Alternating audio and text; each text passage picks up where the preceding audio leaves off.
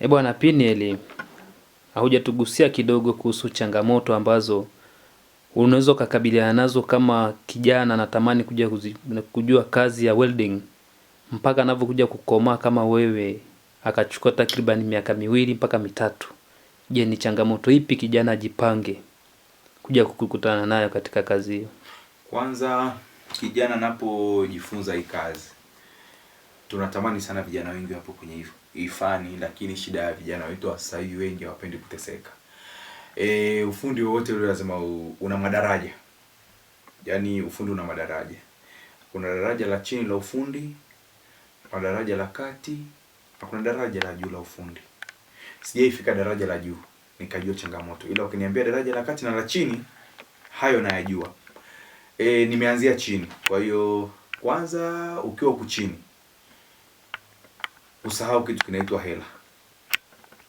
Ukija daraja la kati, unamaanisha nini unavyosema asahau kuhusu pesa? Kwamba nitajifunza leo na leo nitashika hela nyingi kwenye mambo ya ufundi. Kwa sababu ufundi uko hivi, bro, ufundi haupo kama biashara. Ufundi una madaraja, yani mpaka mtu akuamini level moja kwenda level nyingine. Tofauti na biashara, ukifungua biashara leo ukawa na jina, kesho ukashangaa umeibuka wewe ni mfanyabiashara mkubwa. Lakini ufundi haupo hivyo. Yani huwezi ibuka leo, labda utumie mambo mengine, lakini kwa tuliko struggle. Mimi bro, nimekuja Arusha 2015, nimejifunza ufundi. 2017 mimi nimepanga ghetto. Ila mimi nataka nikwambie nishaye kutembea kuanzia Tengeru mpaka Ilboro kwa mguu kwa sababu ya ufundi. Kipande kirefu sana, pole. Unadhani ni kilomita ngapi hizo kutoka Tengeru hadi Mianzini? Na bado kutoka Mianzini ukaenda Kidinga? Sijui ni kilomita ngapi, lakini kwa wanaozijua kupima huo umbali watajua kwamba ni kilomita ngapi kuanzia Tengeru. Tengeru Boys mpaka Ilboru nikapanda shortcut. Kwa wanaojua mazingira wanaelewa. Nilitembea kwa mguu kisa nauli ya shilingi 500. Bro, nauli ya shilingi ngapi? Shilingi 500 ikakutesa kiasi hicho. Lakini leo ikatokea leo nikaachwa huo umbali. Siwezi kutembea kwa mguu, lakini ilibidi nitembee kwa sababu ndio kiwango changu kilichokuepo. Bro, kwenye maisha kuna changamoto mbalimbali. Kuna mtu anaweza kala mandazi na chai na kaona ni mlo wake wa siku kabisa na kafurahi. Ukampa mtu 2000 na 2000 mtu akaitumia akaishi. Ila kuna bwana, kwa watazamaji wa Nyota Saba, hapa tumepata jibu letu kutoka Tengeru hadi kufika Mianzini alipokuwa anakaa Piniel, na sio Mianzini alipokuwa anakaa. Ukitoka Mianzini unaelekea maeneo panaitwa Kidinga.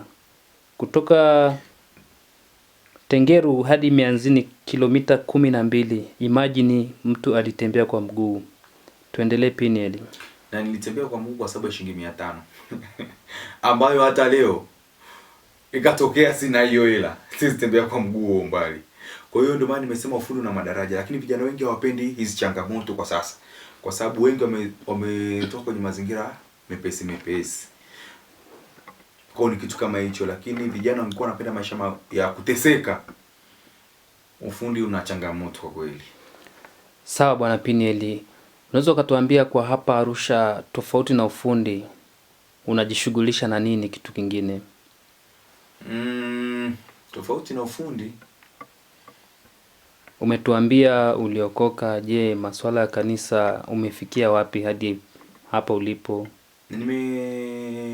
Nimekwambia nilikuja Arusha 2015, nilipanga chumba changu ghetto 2017 tarehe 5 Januari. Na kabla ya hapo, wakati niko shuleni, miongoni mwa vitu nilikuwa navitamani kweli, nilitamani kuwa mchungaji. Na nilipokuja Arusha kujifunza na mambo ya maisha 2021 ndo rasmi nilifika mahali nikajielewa kwamba naweza nikawa mtumishi. Lakini nikalelewa kwenye mazingira ya kitumishi. ila na yenyewe sio mepesi. Ni magumu. Kote changamoto Kwa zipo. sababu changamoto zake ni kubwa kuliko jinsi nilivyokuwa nategemea. Kwa sababu uchungaji niliokuwa nikiutamani na niliokuja kuambiwa kwamba natakiwa niwe kwenye position hii ni vitu viwili tofauti. Kwa hiyo ni kazi. Ni changamoto zipi ambazo zilikuzuia mpaka wewe kushindwa kufikia hatua ya kuwa mchungaji? Hazijanizuia kwa sababu napambana nazo. Kwa hiyo siwezi kukiri kwamba zimenizuia, lakini kama nilivyokueleza toka hapo mwanzo kwamba mimi nilikuwa Mlutheri KKT, kwa hiyo nitamani kuwa mchungaji wa Kilutheri. Wachungaji wa Kilutheri ni tofauti na wachungaji wa Kipentekoste. Kwa hiyo nilitamani kuwa mchungaji wa Kilutheri, lakini baadaye nilifika kwenye kanisa moja linaitwa Pisma Urejesho, liko hapa Arusha maeneo ya Sombetini Magogo. Ndipo vision yangu, maono yangu yalianza kubadilika kutoka kutamani kuwa mchungaji wa Kilutheri na kuitoa kwenye uchungaji wa Kipentekoste. Kwa hiyo ndo safari yangu hapo ya kiimani, hasa kwenye nafasi za kiroho kuanza. Nilikuwa nikitamani huko nyuma kwa sababu wakati niko Arusha nimeshiriki makongamano ya vijana KKT, nimeshiriki ibada za vijana kwa sababu ibada zetu tunatofautiana. Yaani nikisema KKT, nikisema Pentekoste, ambao wapo kwenye hizo imani wanaelewa tofauti. Kwa hiyo safari yangu ikaanzia hapo sasa ya kutamani au ya kuitwa kwenye utumishi wa Kipentekoste ambao si mwepesi kama watu wanavyofikiria. Kwa hiyo mpaka sasa bado una matamanio ya kuwa mtumishi? Matamanio ninayo, lakini ni magumu, sio mepesi kama nilivyokuwa nafikiri mwanzo. Kwa sababu kwanza yana changamoto, pili yana vita, tatu yana ukatishwa tamaa. Kwa hiyo ni magumu sana, tofauti na nilivyokuwa nikitegemea kule nyuma. Unajua, nikisema hivi, wanaotamani kuwa watumishi wa Lutheran Katoliki wanatamani kuwa watumishi ambao ni wepesi, ila utumishi wa upande huu huku kwa kweli kakangu ni mgumu mno mno. Na ukimkuta mtu ni mtumishi, amesimama, amefika sehemu, ni mkubwa, anajulikana, anatumika kwa viwango vyake, muombee sana kwa sababu amepitia changamoto nyingi ambazo wengi hawazijui. Unaweza ukatugusia hata kidogo kuhusu changamoto za kufikia lengo la kuwa mtumishi katika hilo dhehebu la Pisma? Lengo kwanza ukubaliana na vita. Vita ya kimwili ama vita ya kiroho mtumishi? Vita inaanzia rohoni, inakuja na mwilini. Kwa hiyo utaanza kupigwa vita rohoni. Watu watakuwa wanakuchekea lakini wanakusema. Watu watakuwa wanakufurahia lakini wanakusimanga. Watu watakuwa wanakufurahia lakini wakitoka nje hapo wanasema. Kwa hiyo vita inaanzia huku ndani. Baada ya ndani panakuja vita ya kimwili kabisa. Yaani unajua kabisa huyu ni mtu wangu wa karibu lakini atakugeuka. Kwa hiyo kama hujaitwa au kama hujasimamia kwenye nafasi hiyo utashindwa. Kwa sababu utakutana na vita ya sampuli hiyo ambayo ni vita ya tunasema vita ya kiroho ambayo itabadilika kuwa vita ya kimwili, lakini pia utakutana na vita ya kimaisha. Ukitaka kuwa mtumishi wa makanisa yetu huko hakuna mishahara, hakuna posho, utavuja jasho.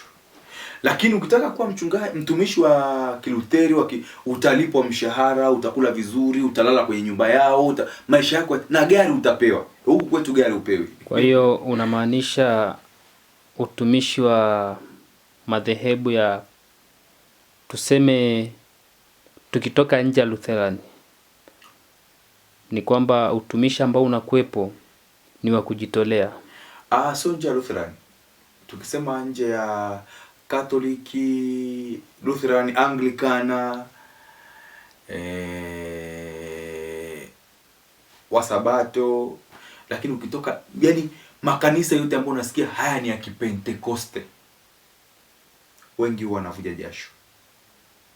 wengi huwa wanavuja jasho wenyewe, na wanavuja jasho kwa sababu ya wito ambao wanao. Huwezi jua, kila mtu anaitwa kwa nafasi yake, kwa sababu Biblia inatuambia wengine waliitwa kwa ajili ya mitume, wengine manabii, wengine walimu, wengine wachungaji, wengine, kwa kila mtu ana karama yake.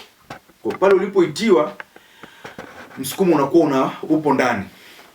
Lakini ukiona wachungaji hawa kwetu wa Kipentekoste, waheshimu sana kwa sababu wanapitia pagumu.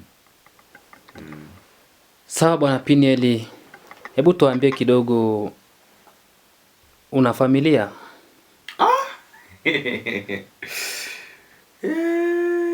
Familia sina mpaka sasa, ila nategemea. Na ni kwa nini una familia na unaonekana ni kijana mtu mzima kabisa, umri umeenda? Umri haujaenda, ni mambo haya ya kula mabroiler, lakini tunategemea kwa sababu kila mtu kwenye hii dunia anatamani na anategemea kuwa na familia, na kila njozi ya mzazi yote anatamani mtoto wake atakayemzaa kwenye hii dunia aje na familia, amletee, kama ni wa kike amletee mkwe, wa kiume amletee mwali, alete wajukuu. Kwa hiyo matamanio hayo yapo. Upo kwenye mahusiano?